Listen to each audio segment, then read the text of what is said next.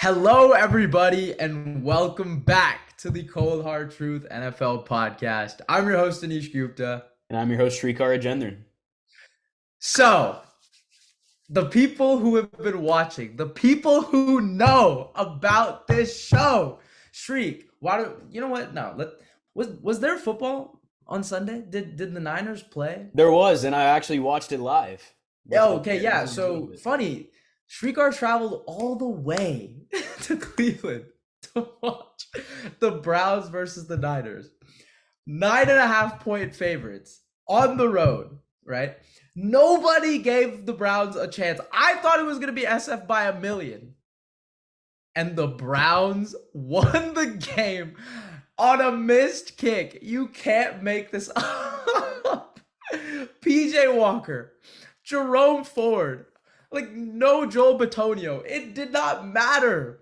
The Browns somehow won. Like all of my Browns fans out there, it's either we missed the kicks or we have dumb penalties that should have been called. But no, on Sunday, some of that was a little on our side, which was great.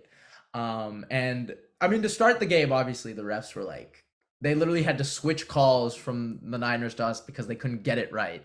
Yeah. But yeah, so this was quite the football weekend, Shriek. Do you want to start, or do you want me to go? Like, how about we do bad news then good news, right? We always like to start off with the bad. So why don't you throw some stuff out there? How was the environment, right? And how you feeling, brother? Because Well, I don't think me going to Cleveland was bad news. I still enjoyed the experience. This is my first road game ever. I've only seen games in Levi's and Candlestick.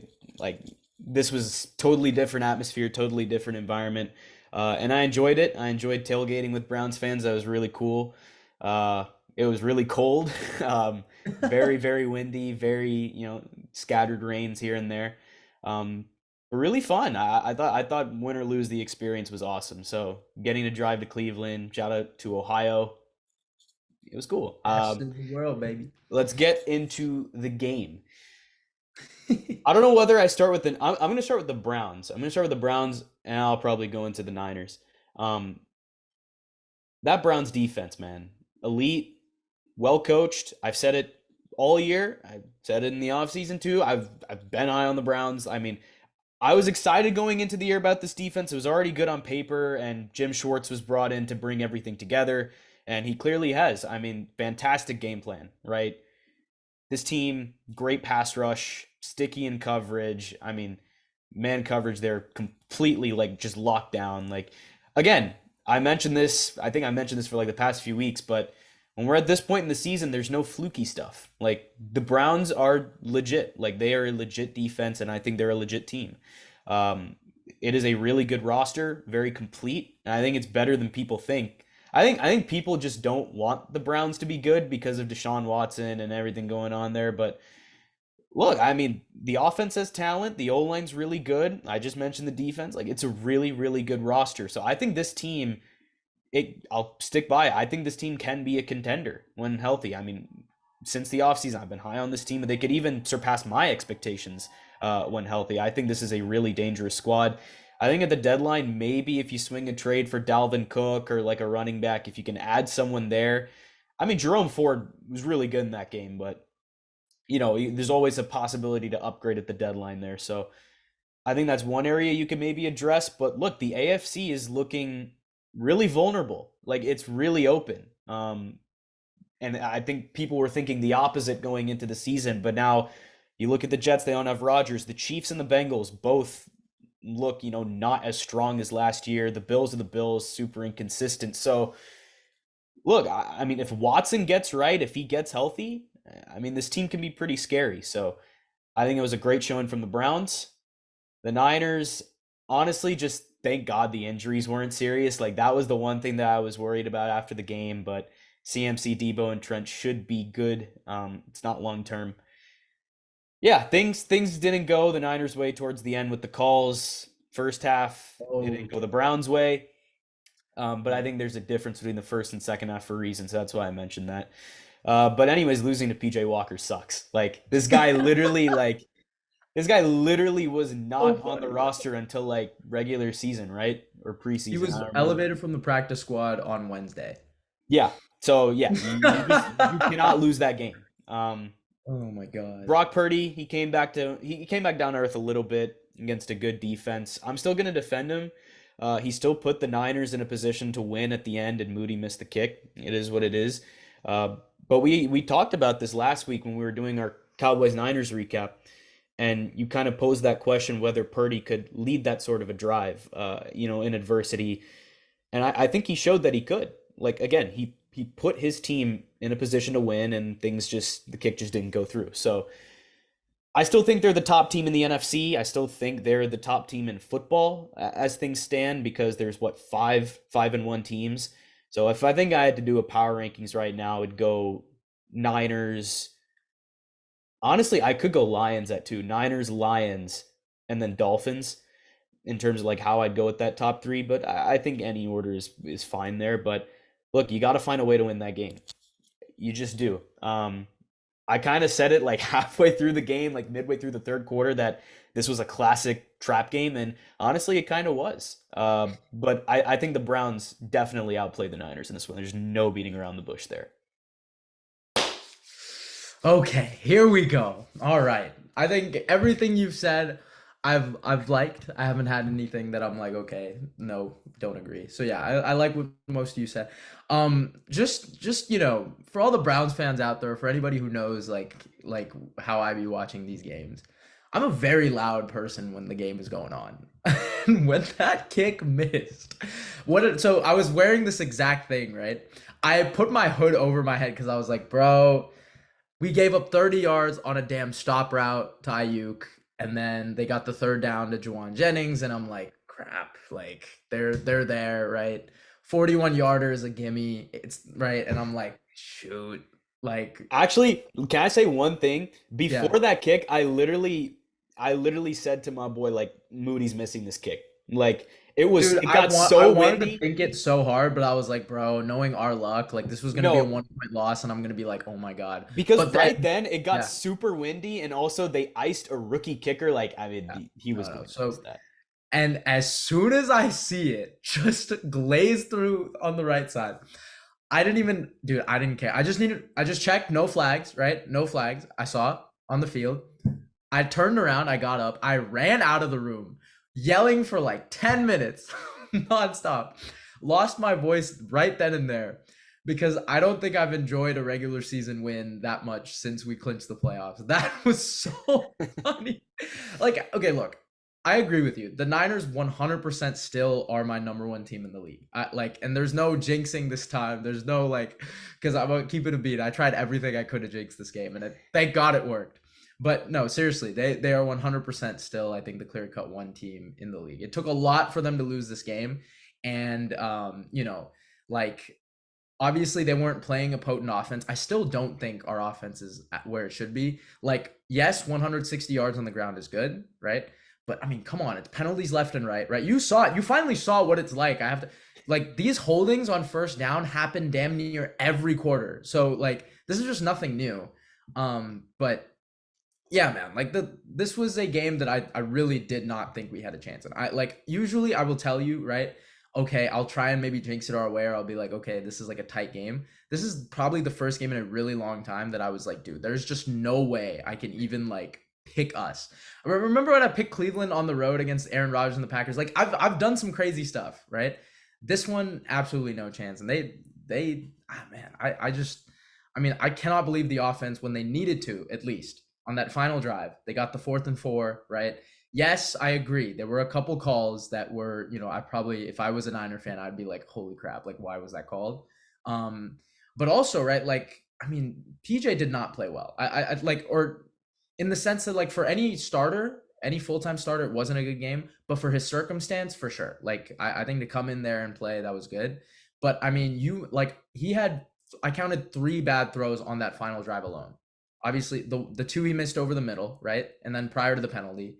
And then the one on second down when they tried to do a kill shot and he almost threw the game away, right? I do. Like, Everyone in that stadium like just gasped, like yeah. collectively, See, like they because really okay, thought they were no, gonna because sell that. so Stefanski was like like he explained the call in the presser and was like, okay, we were gonna try and chip it to the flat, right? And I've never seen a coach say this live in the press. He was like, yeah, that was just no. Like, what the hell was that? Because like, I mean, yeah, you don't take that shot there. But yeah, I'll go broader picture, right? Yes, this Browns defense is by far, I think, the best I've ever seen from our team. And you're right. The reason why I think the Niners will be fine, and I think the reason why this Browns defense is so good, right? Again, this is the third lowest yards ever allowed through 5 games in history, by the way. And the last two were in the 70s when literally it was duds throwing the ball past 30 yards and it was just running every time. So this is like really impressive. But it's also that no team is going to run this much man coverage. Kyle Shanahan has always struggled against cover one looks, especially with like a lurker and a robber. And when, we had AWOC go out, Anthony Walker, JOK played Mike, and he's a lot faster. So it worked out actually in our favor there.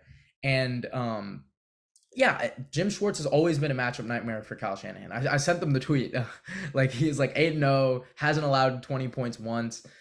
Kept the streak alive. He's 9-1 now. 9-1. I saw that fix on Good Morning Football. You're right. But yeah, they're like still hasn't held him, or still hasn't been 20 points above. So that it's just kudos to what he's been able to orchestrate. And yeah, Myles Garrett honestly wasn't in my top 3 of defenders who were great for us in that game. I'm not even kidding. I think Dalvin Tomlinson was number 1 for sure. And then I would say Martin Emerson prior to the last drive was great. And Me2-3 got his interception. he's a little favorite of mine for those who don't know.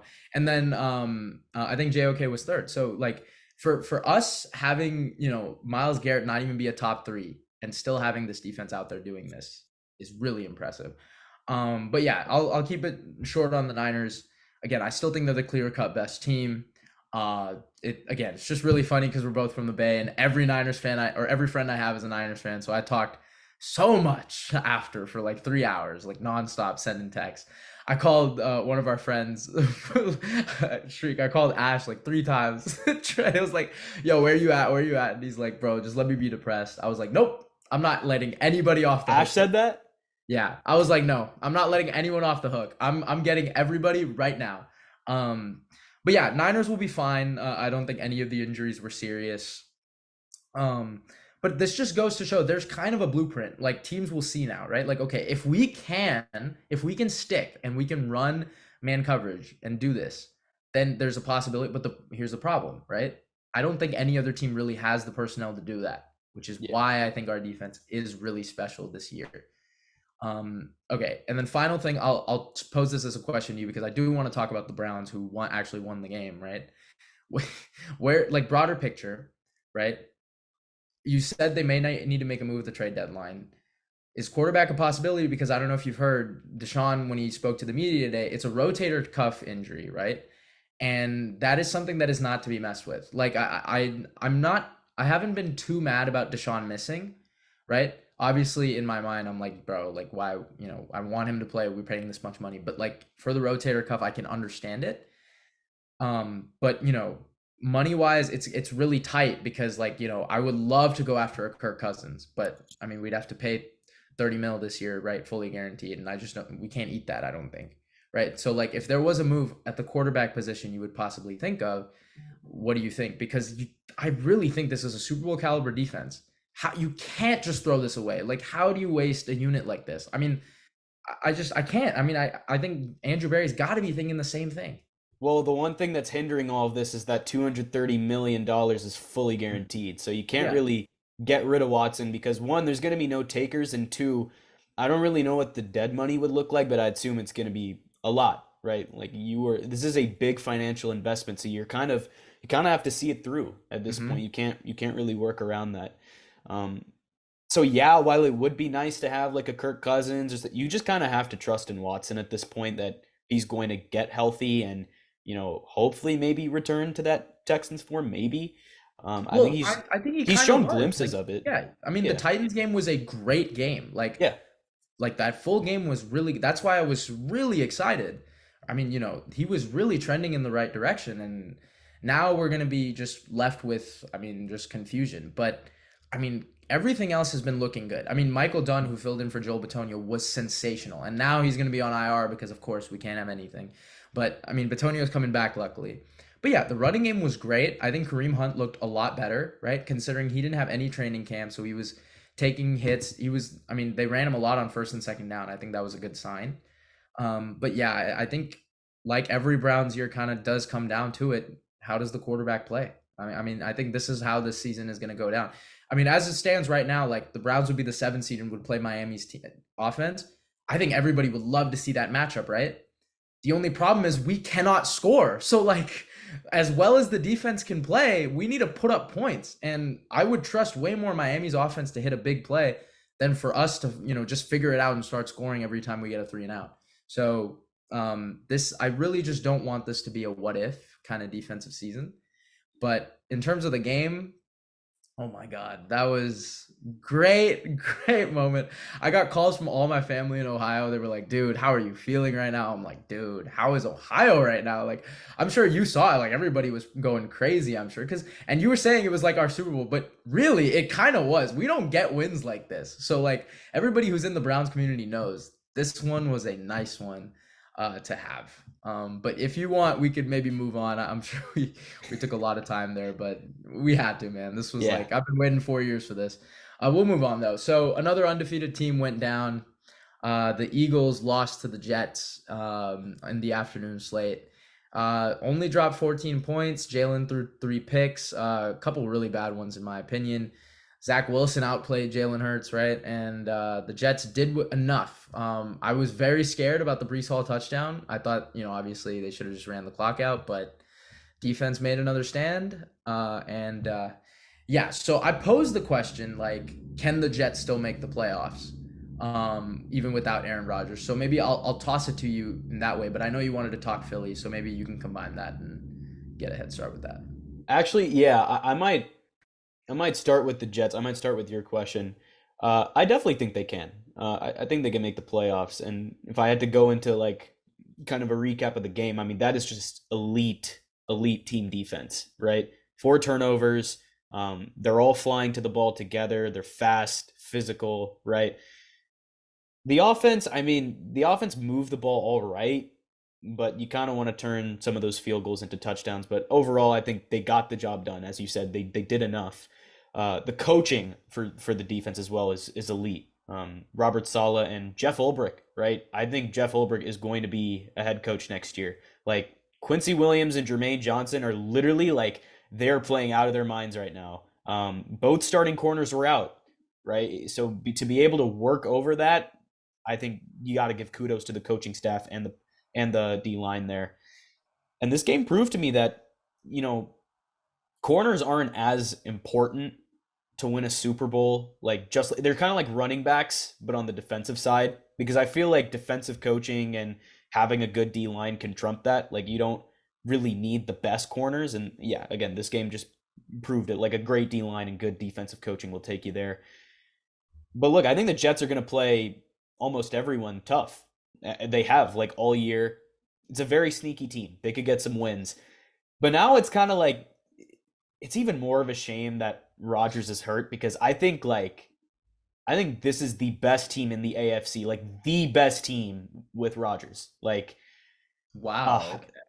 no, the best team in the AFC. Like I would pick them. Like they would be so good. So, but hopefully, I mean, we saw Rodgers throw the football. Like if he's able to like recover that quick from an Achilles, like my goodness, like I don't know what these doctors are giving him or whatever, but No, it's I actually looked it up and like I researched a little bit on what it was. So it's what's I think called a stone bridge procedure, and like they do something like crazy with the back part of the foot that like allows for like mobility way quicker. So he's wow. technically on week 12 of a normal process. So like he's in, yeah, it's like insane. It's exponentially been rapid. And yeah, because you're right, like the way he was able to move and throw, he was still following through and releasing with that, dude. That's like insane. I mean, like it was Yes, like, I was like, like 5 weeks after, and this dude's like fine.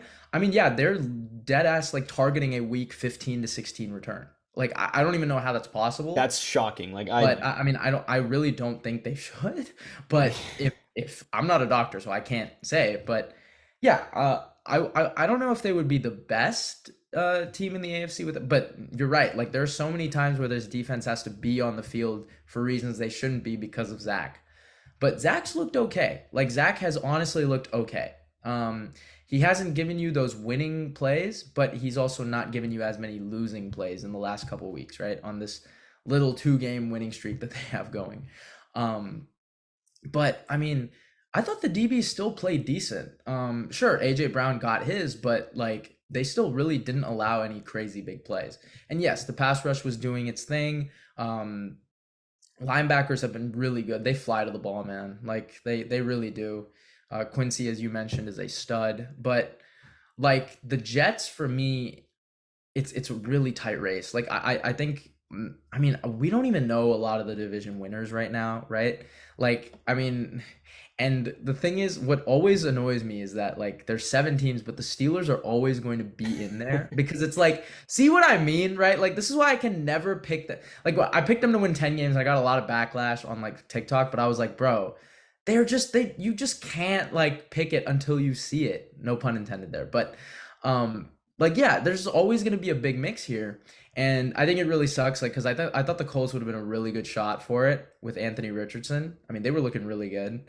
But yeah, in terms of answer the question, I do think it's a possibility. I would lean towards more no as of right now, but I will say this.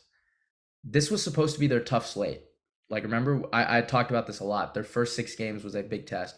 And I didn't even know if they would go 500 with Rodgers. They went 500 without him. So you're right. Like, they're definitely exceeding expectations. And then as for Philly, I think this is maybe where we can touch on them real quick. They finally, the flaws that we've seen from them, they finally hit. Like this was this game we've all been expecting, right? Like we were like, okay, they're playing the Pats close, just wait, right?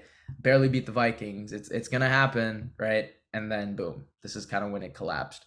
So yeah, I mean, there's just still something not right. Their secondary is not good. Like it's just not a good secondary, flat out. It's Well, not playing. they were missing Slay. I don't know if they're missing Bradbury, but They were, I don't think so, he's but yeah, it was injured though. no Slay, and then obviously CJ not being there throughout the season has been Hmm. tough to handle. So obviously everyone's like, Howie, go get Jeremy Chin, try and get Sertan. All these Eagles fans want that. I mean, yeah, they'll probably try and they're definitely buyers of the trade deadline, but what's easier said than done, right? So like, this is still a problem. Like this is a problem that they need to fix. Everything else is solid, I guess, in the way, but um, they look vulnerable. I mean, they do not look the same team they did last year. I think Yeah, that's for sure. I And think yeah, I was gonna just say like yeah, very sloppy, but I kind of wanted to dive into Hurts a little bit. I was gonna let you finish your last point. That's on me, but I don't. I think we might have jumped the gun on calling Hurts an elite quarterback. Like genuinely, like there's if there's one play in this game that I could say or that I could use to prove my point here, it's that last pick. I forget who picked it, but I mean, you pretty much had the game. You had the game in your hands. Elite quarterbacks do not throw that pick. And I get it because every single time that someone's brought that up, someone else has said, no, elite quarterbacks throw picks. That's missing the point. It's not about throwing the pick, it's about throwing a pick in that situation and in that scenario. Again, the Eagles pretty much had that game won, and Hurts threw them out of it. Like, that was my one big problem. So I think going off that game and going off what I've seen from Hurts this season, I think he's still got a lot of work to do. yeah, I think jumping the gun, sure, maybe a little bit. I mean, yeah, I don't think he's really had a good game like throughout the season. I don't think there's been a signature game, right? Yeah. Like I literally just pulled up his stuff. Yeah, I really don't think there's been maybe the Commanders game you could say, but I really don't think he's had a good game, anything compared to last year. But I mean, but the same thing could be said about Justin Herbert. I thought that was a flat out bad throw that he had last Monday night. So, I mean, situationally, yeah, you just can't do that. And yeah, he threw them. This is something that like we're so accustomed, or at least I'm accustomed to putting on Dak. He did the exact same thing I've knocked Dak on for years. Yeah, throwing your team out of a game. You're right. So, now. we're gonna see. This is a good telling test, especially because I think their next few games is a gauntlet, dude. They have like some really hard Yeah. teams, right? Like that's kind of what happens when you're a first place team. You got to play the best of the best, and we're gonna get some real tellings on Jalen Hurts, who is still only in year 3 as a full time starter. Keep that in mind, guys. Like, yeah, 2021 was his first year as a full time starter, so he's still young. He can still develop, but yeah, this is like it's not really teams figuring it out, but yeah, he's getting in his own way. So that is cause for concern. I think yeah, we can cap it on there. Speaking of Justin Herbert, or that was gonna be, I guess, our next topic. So Justin Herbert with the game on the line. The sack, what I think it was just a good play on Micah, but the pass that he threw, you you don't do that. That's not a throw you're supposed to do. And he had a couple misfires, but this happens every game with him. Like he'll miss a couple just wide open, like the Keenan Allen thing. I've seen that a lot. Like it's nitpicky, I know, but the Allen one you gotta hit, and obviously on primetime everyone's gonna knock it. Um, I mean, dude, I guess I can start real quick. Like this is just your average Chargers loss, Yeah. right? Like this is like this is just what they do, and I'm really glad I switched to. I went from Dallas to switching to Chargers to switching back to Dallas, so I'm really glad I did that. But yeah, I mean, this is what they do, man. Like they get themselves in these type of positions, and some bizarre thing will happen. But I mean, we also do have to put like this isn't gonna be like a Herbert hate segment, really, but this has happened a lot. Like this is a commonality. Like Herbert has been a commonality of these things. I mean, can you name me a signature aside from the Raiders game in 2021? I don't That's think I can exactly name. what I was gonna say. Yeah, Actually, that's the only play. there's That's no the signature only time game. I can name it. That there's really nothing else I can tell you.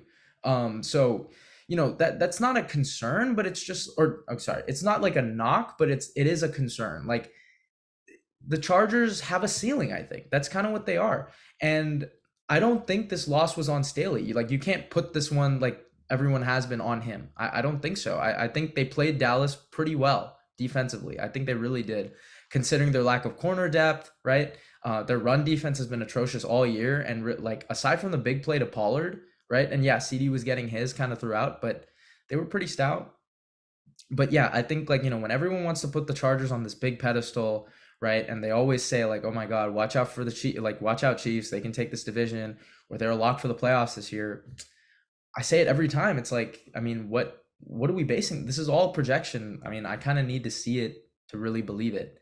Um, yeah, just an average Chargers loss, and again, yeah, just getting their own way. Yeah, classic Chargers loss. Like they always end up on the wrong side of these games, and yeah, Monday was more of the same, right? It was a rough game for Herbert. Uh, I kind of it sucks that he had a finger injury. Like I think that did hamper him a little bit in this game, but yeah, he was just off. Like he looked off. Um, Bad coaching in that first half. I think that's the reason it was so low scoring. Mike McCarthy and Brandon Staley were literally like putting up a coaching disaster class in that first half. And the refs also were okay. People want to talk about Browns Niners for the refs, but I mean that game I was mean, I'm telling you, so it's just we bad. just need him to be full time. Like that, I think that would fix so much. Like seriously, it's gonna happen.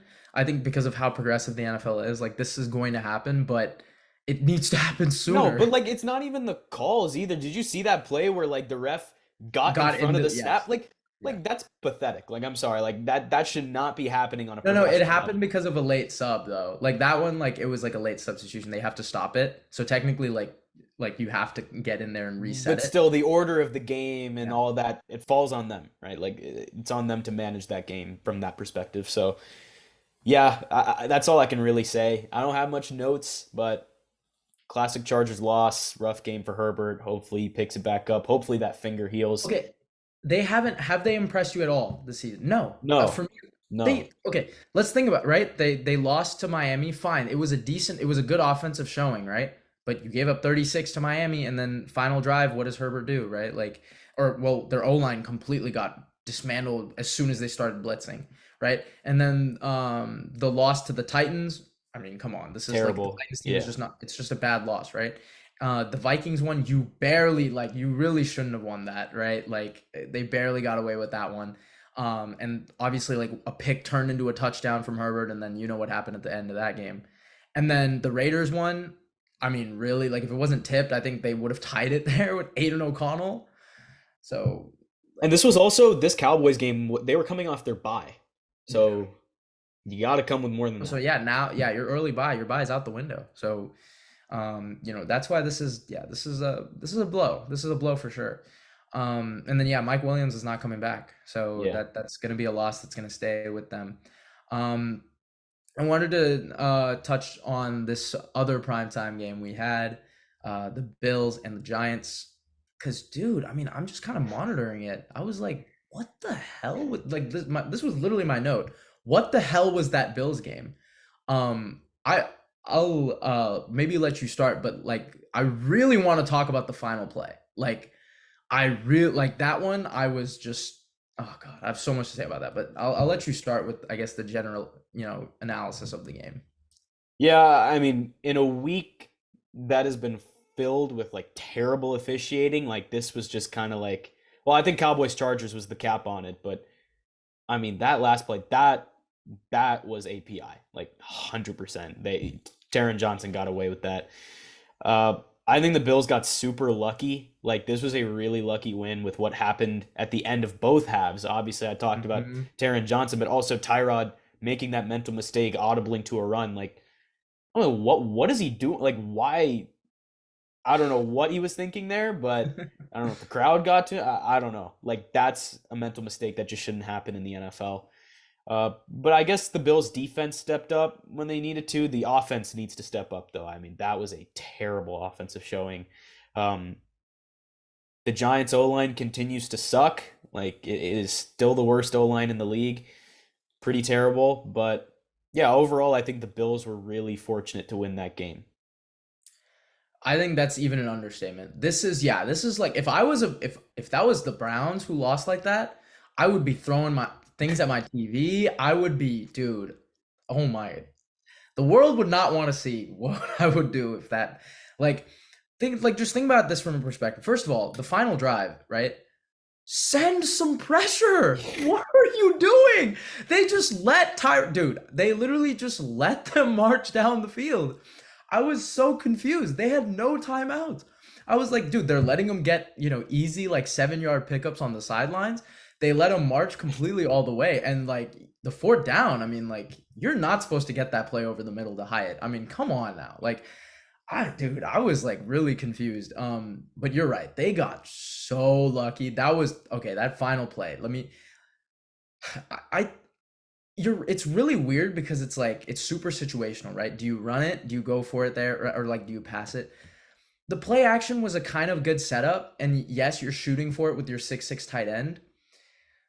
But like, I mean, also, why not run it? Like, why not trust in your guys and sneak it or do something? I think you could have gotten a little bit, with that. But I guess flags do come into the play when you're kind of running something like that. But I mean, dude, and then the play Josh missed to Knox, right?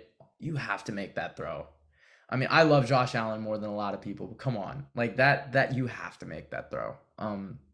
That's just inexcusable. So yeah, the throw inexcusable, and I think the Bills they're in the same state.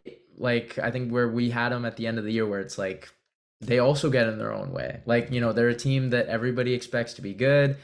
They were, as Nick Wright likes to call them, the September champs of 2023. But yeah, there's just something holding them back. I think, the Trey White injury is going to be tough, but yeah, you can't be scoring your 14 points in the fourth quarter. I mean, like, seriously, what was that offensive output? Like, the first three quarters, I mean, I was just in complete shock. And I think, yeah, the Giants, like, this 100% should have been a win for the Giants, right? But instead, Buffalo keeps afloat with a 4-2 record. They're hanging in there, I guess, though, as the 5 seed right now. But Yeah, man. There's been like a couple, pieces where it's like, hey, if this continues, not every team's gonna be like the Giants and forget how to play first half 2-minute offense. So um just concerning from the Bills and the Chargers, two teams that a lot of people told me would be, pretty high up there in the AFC standings. But you know what? That's a thing of the past. Let's move on to picks. Shriek, break it down.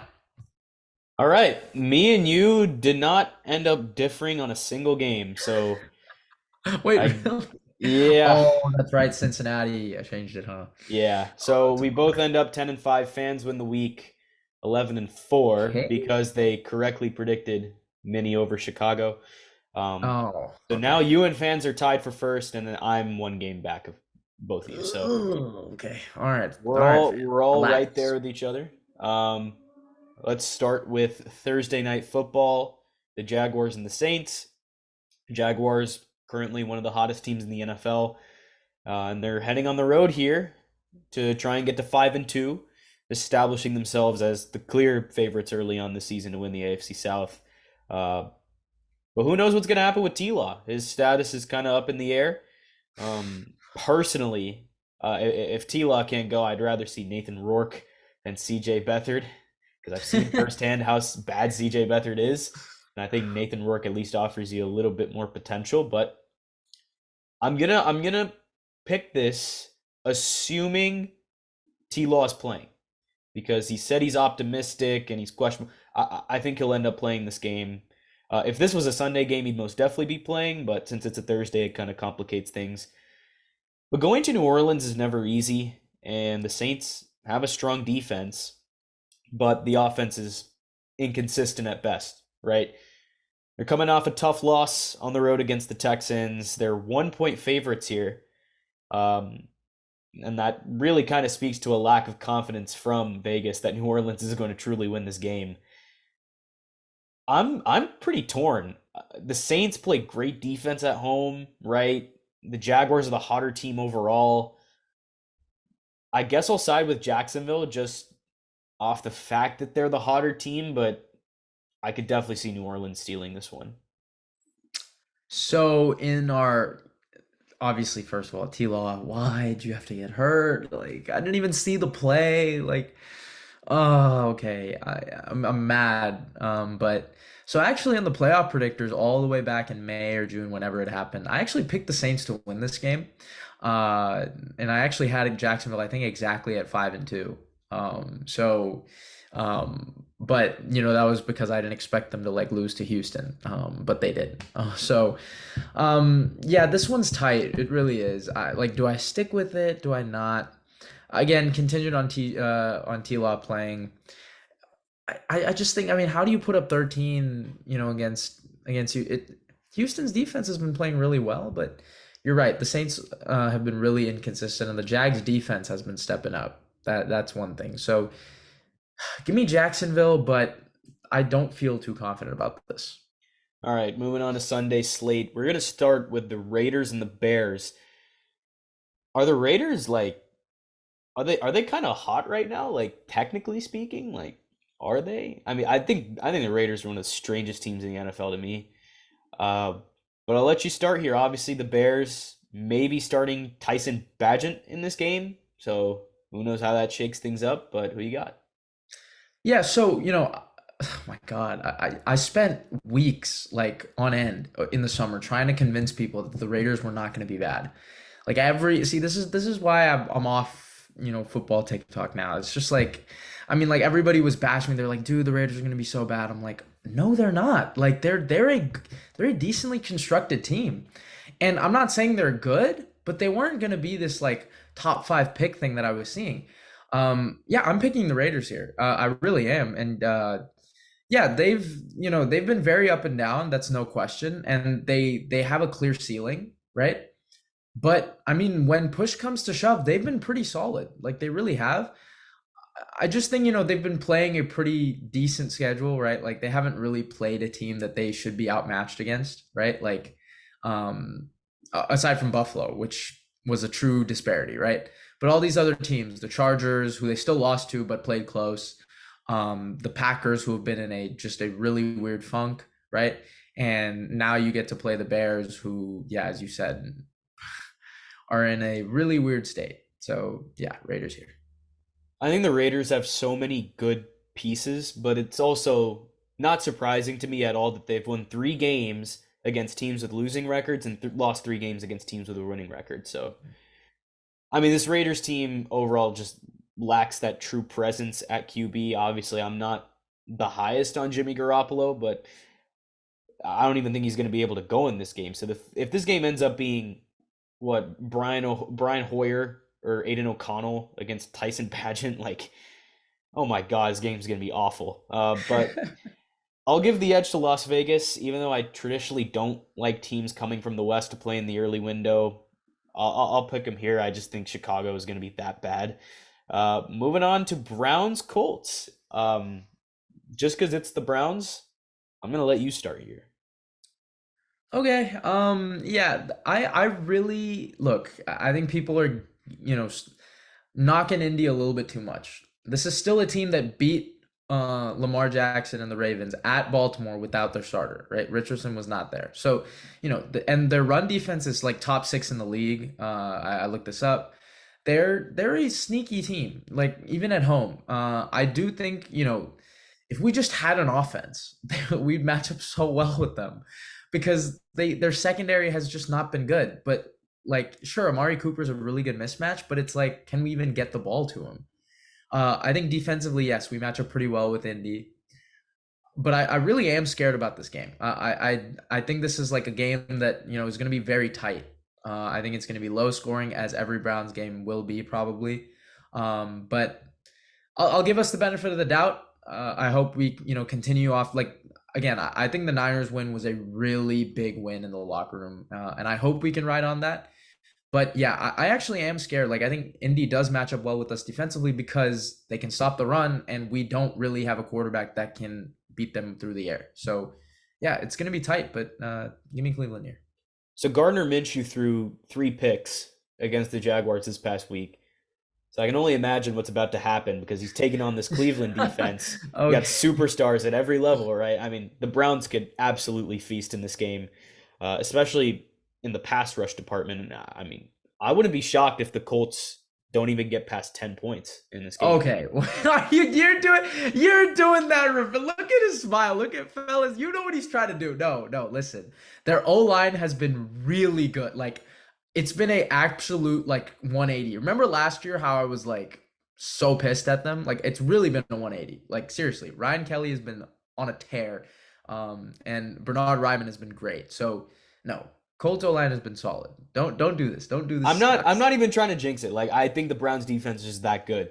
Yeah, The question is how their much are offense. the Browns going to score? Are Mhm. they going to struggle with turnovers in this game, right? Vegas is expecting a number of really low scoring games this week, and this is another one of them. So I think if this ends up being an ugly game, I think it bodes well for Cleveland. Mhm. So I'm going to go with the Browns here. Moving on. Bills Patriots. I mean, the Patriots have really just become one of the least watchable teams in the entire NFL. I mean, their offense is just so bad on a week to week basis. Oh Like man. you almost feel bad for Mac Jones at this point. Uh, well, you would if he wasn't taking cheap shots at guys. And if you don't know what I'm talking about, look it up. Defensively, the Pats have been playing without Matthew Judon, which has been obviously problematic. I think the good news for the Bills is their defense came through when they needed it, right? I said it in the recap against Mac Jones. And again, this Pats offense is just so bad. Maybe they'll get right here, like for real. So I'm going to take the Bills on the road. This is like, yeah, I mean, it's so tough. Like for New England, like it's like, what do you do, right? Like, how do you pick them here? Their O line is atrocious, and it's like that's we're so not accustomed to seeing that. No Judon, no Gonzalez. I mean, they're just in a funk. Like that's all they are right now. They're just can't get their out of their own head. It's really just a lot of drama there right now.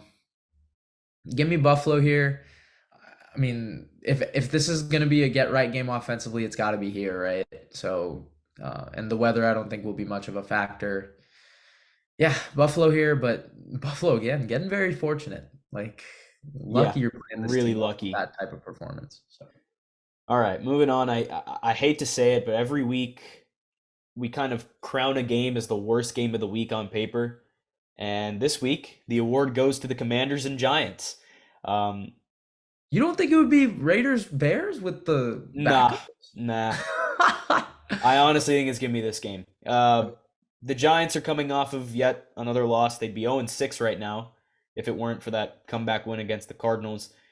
Look, I felt like last season for the Giants was, kind of a bit of a mirage, but I think they have a strong argument as the worst team in the league at this point. Uh, I think I'll take the Commanders. I think they'll win it off like a game-winning field goal or something like that. Uh, but yeah, I don't think this game is going to be very good at all. So Daniel Jones owns Washington. Like Washington has not been able to beat the Giants. Like I don't know what it is. No matter how bad they are, they seem to beat Washington. But Daniel Jones might not be playing. Exactly. That's the only problem. So, like, if he was playing, I was actually going to take New York. I actually do think this is a sneaky win for the Giants. I really do. I mean, they played well against Buffalo, right? Like, defensively, they played pretty solid, and they get back at home here. Commanders are so hard to figure out, as you said it last week. Remember Commanders, Falcons? Those are the two teams that are just so damn unpredictable. Um, I actually think this could go the Giants' way. I'll take the Giants here. All right. Falcons, Bucks. The Bucks are favored by 2.5 here. They're at home. And honestly, I think that line is fair given what we've seen from Desmond Ritter this season. So, who you got? Yeah, I know you wanted to talk about Ritter a little bit, so maybe you can give the spill in this pick. I'll take Tampa. I just think they were clearly outmatched by Detroit. That was what I said in the picks episode last week, right? They're a team. They're a good team with a ceiling. That's kind of what they are. I think the Lions are just flat out better, and they showed it, right? But yeah, give me Baker and the Bucks here. Yeah, I genuinely don't think Desmond Ritter should be starting for the Falcons. Like, I mean, this guy is terrible. Like, I he's need to see literally the reason this team is as like it's frustrating.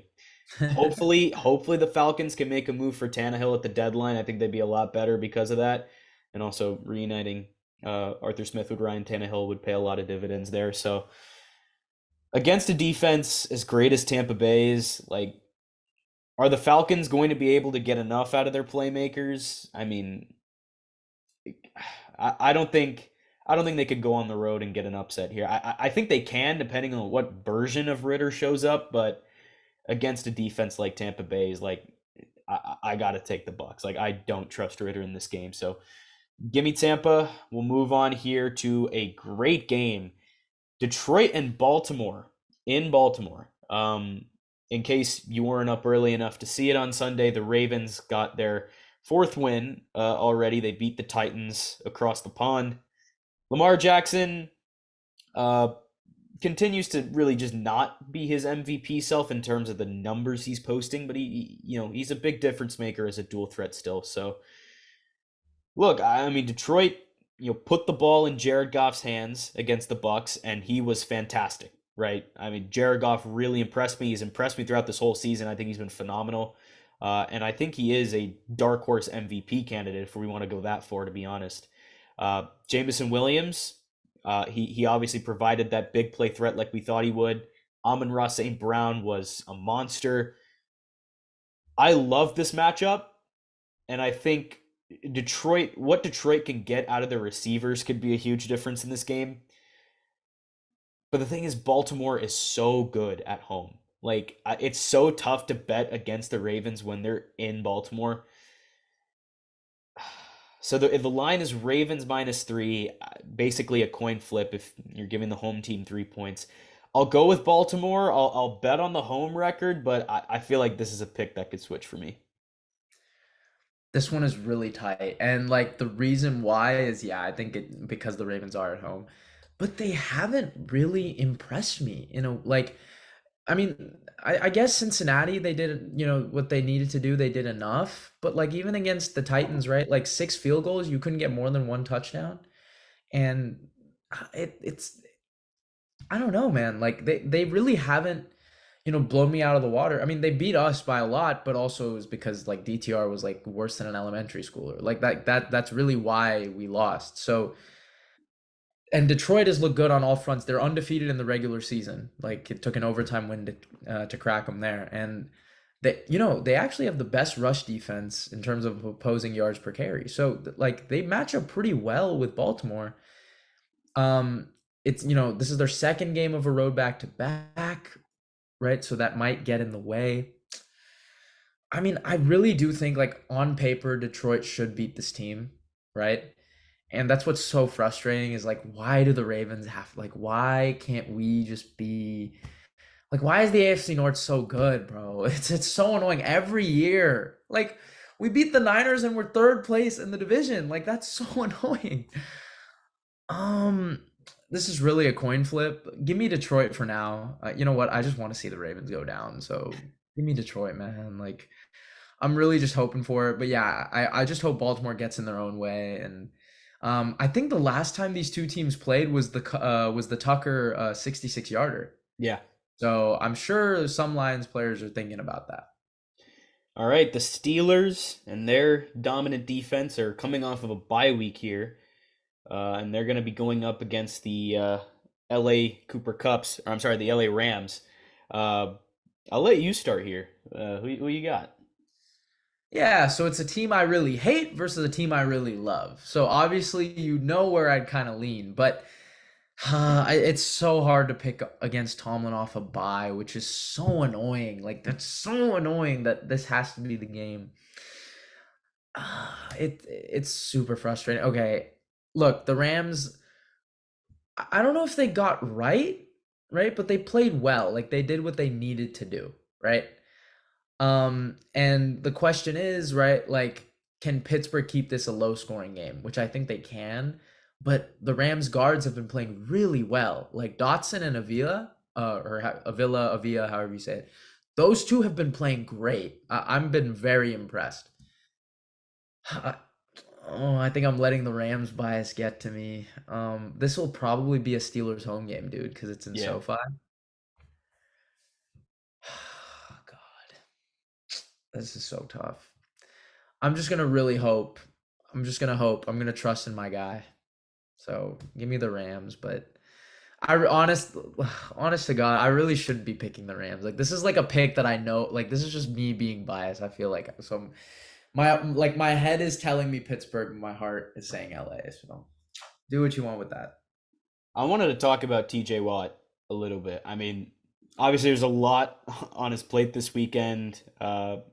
He's got to make life really hard on Matthew Stafford. He already has 8 sacks in 5 games, which is ridiculous. Like that's crazy. I'd say he's probably like the premier game wrecker in the NFL right now, and I would contend he's the biggest reason the Steelers are 3-2 instead of way worse, right?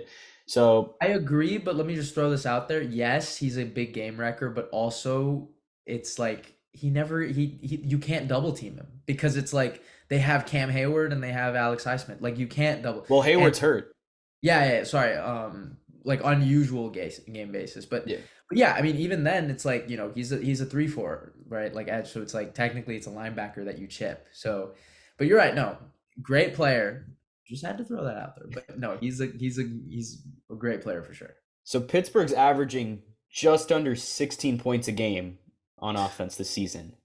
My God. I just don't think that's going to be enough to beat the Rams. I mean, you're pretty much going to have to rely on some like game-changing plays on defense to get the job done, and I don't think they're going to be able to make that happen. So give me LA as well. Um, Moving on here to the afternoon slate. Or actually, what am I saying? That game is in the afternoon. This is the second game of the afternoon slate. Cardinals Seahawks. We've seen some fight from the Cardinals this season, but nobody's really expecting much from them. I've been, kind of surprised with a couple of different aspects of that roster overall, especially with Josh Dobbs. I'm impressed with what I've seen from him. Um, he was familiar with the offensive system coming in, but I think he's developed a pretty decent chemistry with those receivers, and you're getting a good look at the players on this team despite their QB situation, right? And also those pass rushers for Arizona have also stepped up. Right now, the Hawks are favored by 7.5 points. Oh, Um, I think it would almost be a shocker if this one like just wasn't like something like a 14-point win for the Hawks. Again, we've seen some fight from the Cardinals this season, but the last 3 weeks they've lost by 19, 14, and 17. So I think the Hawks will take care of business at home. yeah, coming off a really like a loss that shouldn't have happened. They outgained Cincinnati and they lost. I really like I mean, my logic for why I thought Seattle could beat Cincinnati was right. Like I kind of explained it. They got healthier, off a bye week, they're well coached. But I mean, to outgain a team and still lose, that's not well coached. So yeah, look for Seattle to kind of pour it on Arizona here or get somewhat right. Right, they get a 2-game homestand. They get this, and then they get us next week. So or the following week. What? Yeah, whatever. But yeah, give me Seattle here for sure. All right, Packers Broncos. Obviously the Broncos coming back home after losing in Kansas City on Thursday Night Football. The Packers, I think, are coming. Yeah, they're coming off the bye. What you got here in Denver? Dude, Denver, why do they always play like such mid? Like it's always so unpredictable. Sometimes it's so annoying. I mean, like, why can't they just play Kansas City every week so I know for sure, right? Like, I mean, dude, I haven't liked what I've seen from either team. Like, young quarterback going to the mile high air. Like, what? Dude, give me Green Bay, but like, I just don't. They're just always so picky. I don't know. Give me Green Bay here. My problem with the Broncos is when the offense plays well, the defense lets the team down, and when the defense played well, the offense couldn't Was throw the ball horrible. whatsoever and struggled to score even one time. I think Green Bay has the type of defensive front that could cause Denver's offense to struggle again, but look, can Denver's defense build off of that big week against Kansas City? I mean, Patrick Mahomes was 4 of 13 on third down. Um, the only reason I'm gonna go with the Broncos here is because it's in Denver. Like honestly, like that's the only reason. Maybe Jordan Love will be rattled by that a little bit. Um, but yeah, give me the Broncos here. Moving on. Chargers Chiefs. This is the third, I think, no, the fourth game on the afternoon slate. So pretty light. And I think most fans will be tuned into this game over the others. The Chiefs, obviously a bounce back after losing the season opener against the Lions. 5 straight games. They haven't all been pretty. Um, Patrick Mahomes has done pretty much all he can to be the MVP we all know him to be, but the playmakers haven't all stepped up, right? And yes, I know we're kind of nitpicking a team that's 5-1, but the Chiefs have had to find ways to win other than relying on their offense to drop 30 points every game. But fortunately, their defense does look elite in the early goings here. So they'll be tested against Justin Herbert, against this Chargers team. They pretty much always give the Chiefs a good game. So I think this game is going to be, typical Chargers Chiefs. One score game, and Kansas City basically just finds a way to close it out like they always do. So give me KC here. Yeah, you summed it up. I don't really have to say much there. KC wins, but yeah, I mean, I'm not. I think this is the best defense Mahomes has had. Yeah. So when and I Nick Wright keeps saying this, like when it's scary that the fact that the Chiefs what they need to fix is their offense. Like that's a scary thing to think about. But yeah, KC for sure. All right, here it is. The game of the week. The reigning NFC champion Eagles have finally lost. We mentioned it. Really stumbling to 5-0 in the first place, if that's even possible. The Dolphins have had one bump in the road, but they also have the best offense in the NFL. I mean, they're putting up absolutely unreal numbers right now. Who you got on Sunday Night Football in Philly? This is tough, man. This is giving me Cowboys Eagles vibes last year on Sunday night, and I did it. I took the upset, and I was horribly wrong. But this is Tua versus Cooper Rush. This is Tyreek Hill and Jalen Waddle versus CeeDee Lamb and a often ACL Michael Gallup. So, if I were to take Miami, I'd feel a little bit better on this. And I mean, it's like I think Miami matches up so well offensively versus the Philly defense, but I also think Philly's offense matches up super well with Miami's defense. So it's like both teams honestly have a very similar flaw, right? Like I think that's kind of where you would point it out. But who do I think can score more points right now? It's Miami. So I'm going to take Miami on the road here. So the over-under is at 52.5 points. So, That's I pretty mean, high. this game is expected to be the highest scoring of the week, and for good reason, obviously. I mean, the speed of the Dolphins, the execution they've shown offensively this season, it all looks like it could be way too much for most teams to deal with. I do have, some respect for the quality of football the Eagles are capable of playing, but I just haven't seen a ton of that this season.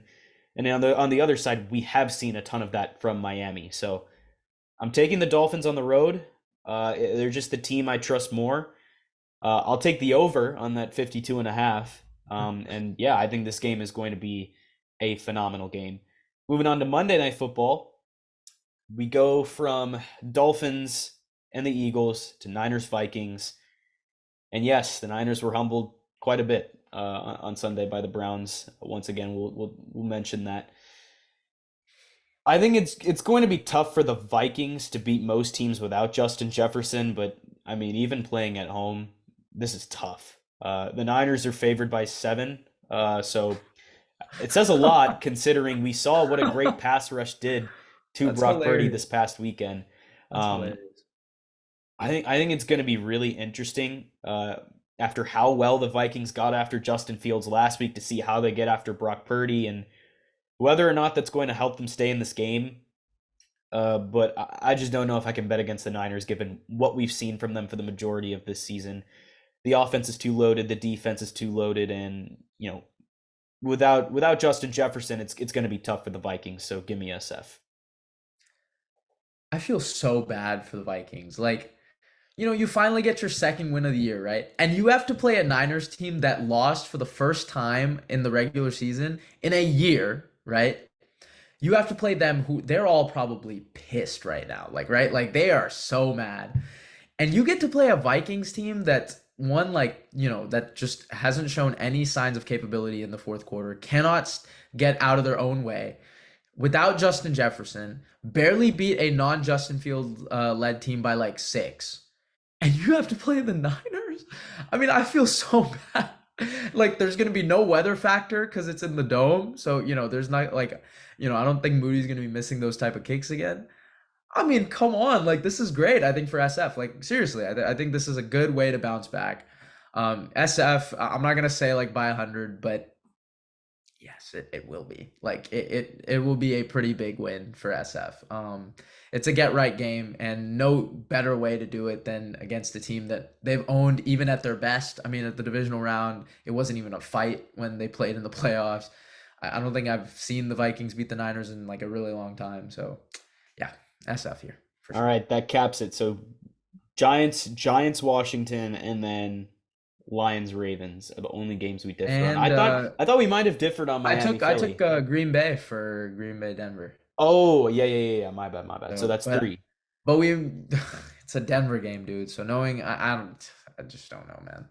But yeah, we differed on a few here. So, but yeah, I mean, thank you guys so much for watching. Obviously, for those who know, I mean, this was a great. I've been waiting for this one. I wanted to talk some Niners Browns, but hopefully we talked about your team a little bit in this, kind of vid. So, thank you guys so much for watching. We've been the Cold Hard Truth NFL podcast, and we will see you guys next time.